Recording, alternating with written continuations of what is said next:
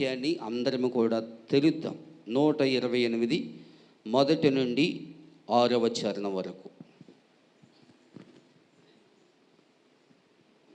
యెహోవాయందు భయభక్తులు కలిగి ఆయన త్రోవలయందు నడుచువారందరూ ధన్యులు. నిశ్చయముగా నీవు నీ చేతుల కష్టార్జితము అనుభవించదవు. నీవు ధన్యుడవు, నీకు మేలు కలుగును. నీ లోగిట నీ భార్య ఫలించు ద్రాక్ష వలె నుండును. నీ భోజన బల్ల చుట్టూ నీ పిల్లలు ఒలీవ మొక్క వలె ఉందురు. యెహోవాయందు భయభక్తి గలవాడు ఇలాగున ఆశీర్వదింపబడును. సియోనులో నుండి యెహోవా నిన్ను ఆశీర్వదించును. నీ జీవిత కాలమంతయు యెరూషలేమునకు క్షేమము కలుగుట చూచెదవు. నీ పిల్లల పిల్లలను నీవు చూచెదవు. ఇశ్రాయేలు మీద సమాధానమును గాక. ఆమేన్. చదవబడిన ఈ వాక్యాన్ని మన వినికిడిలో ప్రభువు ఆశీర్వదించును గాక. దయచేసి కూర్చోండి అందరూ కూడాని.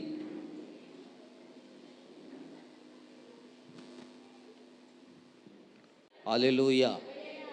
సంతోషంగా ఉన్నవారు 2 చేతులు పైకెత్తి గట్టిగా స్తోత్రాలు చెల్లించండి. హల్లెలూయా, హల్లెలూయా. అందరూ బాగున్నారండి? అందరూ షేక్ హ్యాండ్స్ ఇచ్చుకొని వందనాలు, ప్రైజ్ లార్డ్ అని చెప్పుకోండి అందరూ. కొంతమంది ఆలోచిస్తున్నారు చెయ్యవాల వద్దని.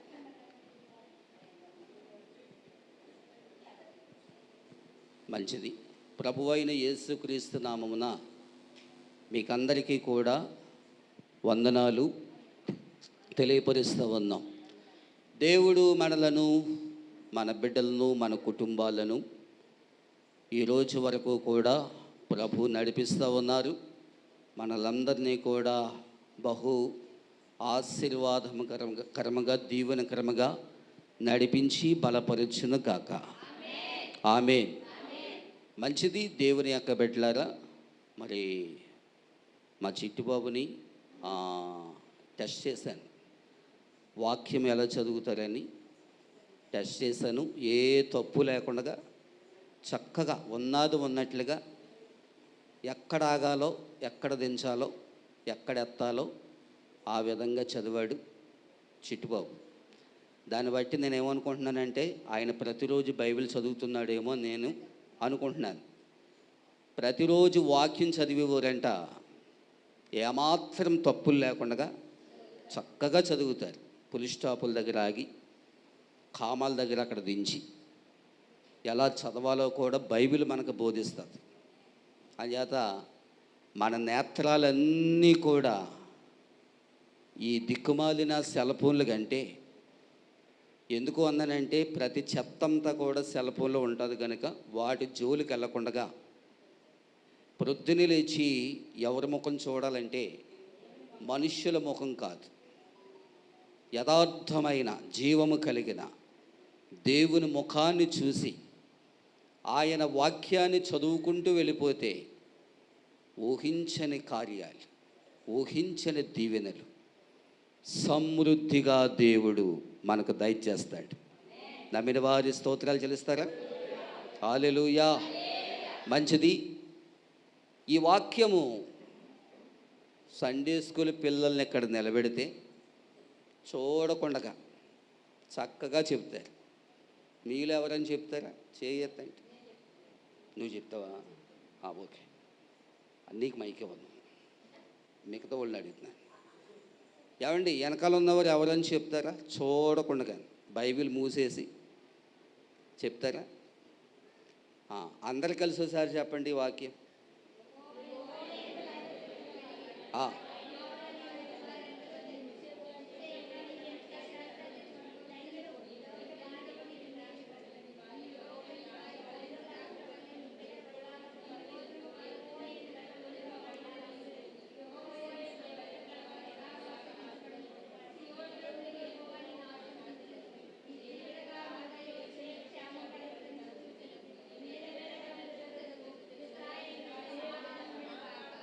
ఆమేనని గట్టిగా చెప్పండి.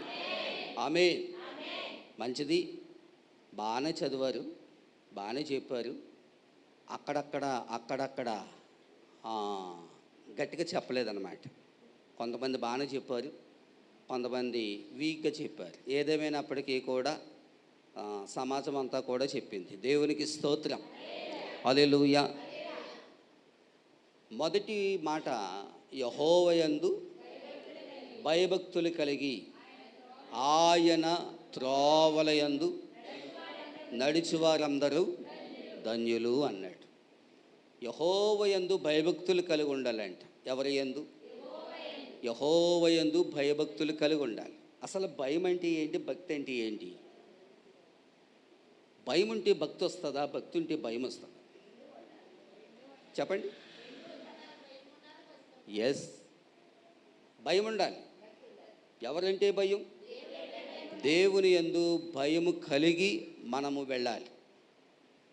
దేవుని యందు భయము కలగాలి. ప్రతి మానవుని కూడా, ఎంతటి ఉన్నవాడైనా, ఎంతటి లేనివాడైనా, ఎంత దీనుడైనా సరే, ఎంత ఉన్నవాడైనా యేసయ్య దగ్గరికి వెళ్ళేటప్పటికి గొర్రె పిల్ల లాంటి మనసు కలిగి ఉండాలి. గొర్రె పిల్ల లాంటి మనసు అంటే తగ్గింపు కలిగి ఉండాలి.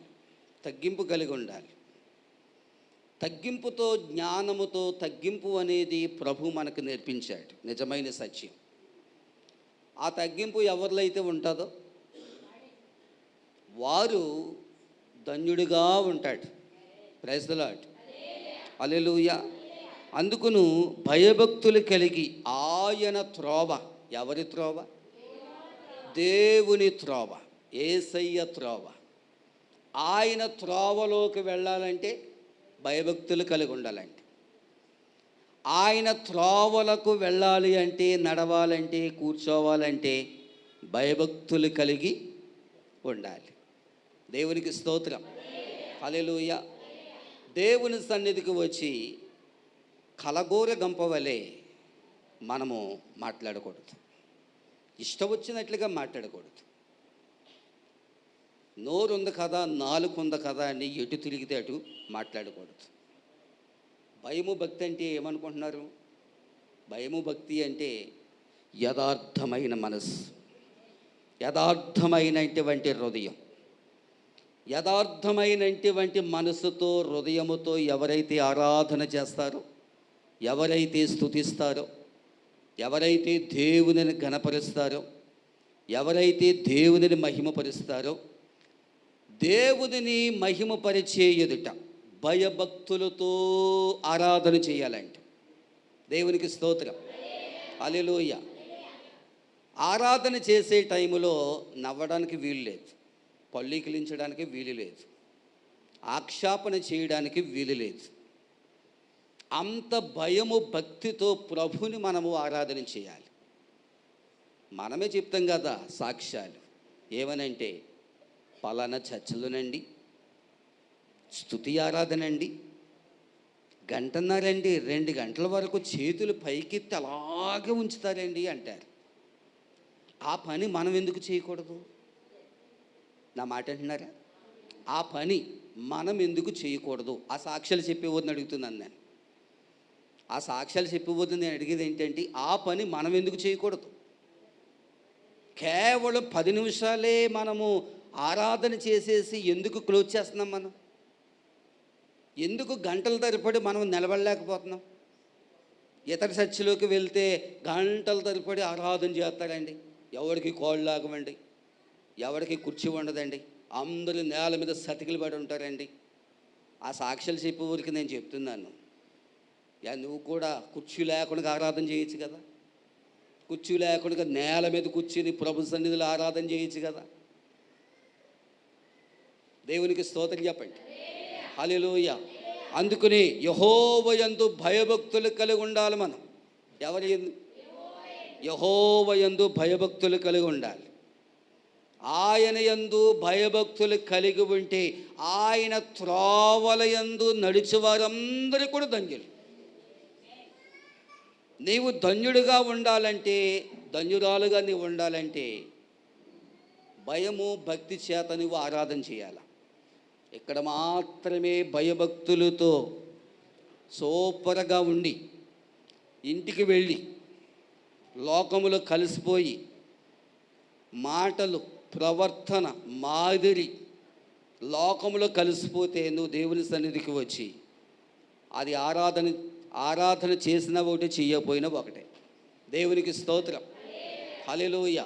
అందుచేత యెహోవా యందు భయభక్తులు కలిగి ఉండాలి మనం ప్రతి వారము కూడా. యవనస్తులేంటి, చిన్నపిల్లలేంటి, పెద్దవారేంటి, అందరూ కూడా యెహోవా యందు భయభక్తులు కలిగి ఉండాలి మనం.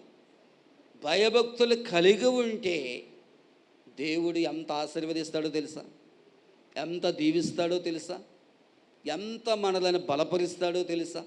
దేవునికి స్తోత్రం, హల్లెలూయా. నిశ్చయముగా నీవు నీ చేతుల కష్టార్జితము అనుభవించదవు. నిశ్చయముగా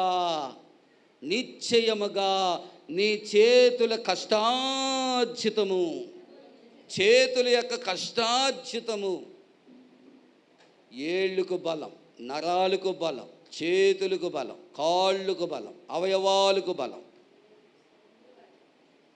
మానవుని జీవితములో ఉన్న బలాన్ని, శక్తిని బట్టి ఉదయకాలము మొదలుకొని సాయంకాలము వరకు కూడా పనంతటిలో తోడయ్యండి మనలను క్షేమంగా ఇంటికి నడిపించాడంటే ఎవరి కృప? దేవుని కృప. మన తిండిని బట్ట, లేకపోతే మాంసాహారాలను బట్ట? ఏమండి, ఇవి తినడం మంచిదే, శక్తి కావాలంటే ఇవన్నీ కూడా కావాలి. కానీ ఆత్మీయమైనటువంటి బలం కావాలంటే, ఆత్మీయమైనటువంటి శక్తి కావాలంటే దేవుని యొక్క వాక్యము దగ్గరికి పరిగెట్టుకుంటూ వెళ్తే శారీరక బలము కంటే ఆత్మీయమైనటువంటి బలము చాలా గొప్పది. నమ్మిన వారి స్తోత్రాలు చెల్లించండి, హల్లెలూయా.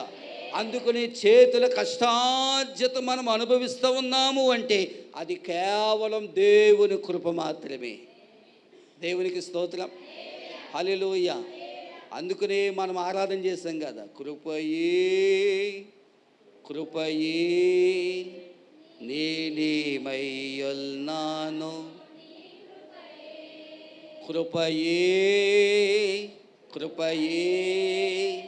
నే బ్రతికియున్నానంటే. ఈరోజు వరకు మనము బ్రతికి ఉన్నామంటే ఎవరి కృప? దేవుని యొక్క కృప. ఈరోజు వరకు కూడా సంవత్సరాలు దాటుకుంటూ వెళ్ళిపోతూ ఉన్నాయి. వెళ్ళిపోతున్న కొలది దేవుడు మనలను ఆశీర్వదిస్తూ ఉన్నాడంటే ఎవరి కృప? దేవుని కృప. అది ఎలాంటి కృప? ఉచితమైన కృప, శ్రేష్టకరమైనటువంటి కృప. దేవునికి స్తోత్రం, హల్లెలూయా. నా మాటలు నేను ముగిస్తూ ఉన్నాను. అందుచేత దేవుని యొక్క బిడ్డలారా, ఈ కొన్ని మాటల్లో శ్రేష్టకరమైన మాటలను దేవుడు మనకు ఇస్తూ ఉన్నాడు.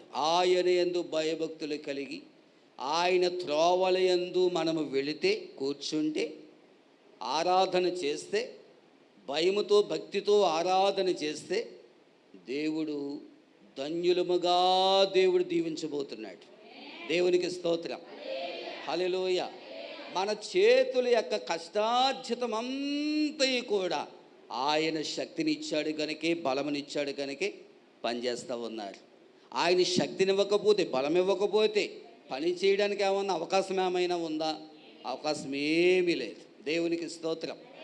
అంచేత ప్రభులో మనము ముందుకు సాగిపోదాం. ఈ కొద్ది మాటలను ప్రభు మన వినికిడిలో ఆశీర్వదించి నడిపించును గాక. ఆమేన్. చేతులపైకెత్తి గట్టిగా స్తోత్రాలు చెల్లించుదాం. స్తోత్రం, స్తోత్రం, స్తోత్రం, స్తోత్రం, స్తోత్రం.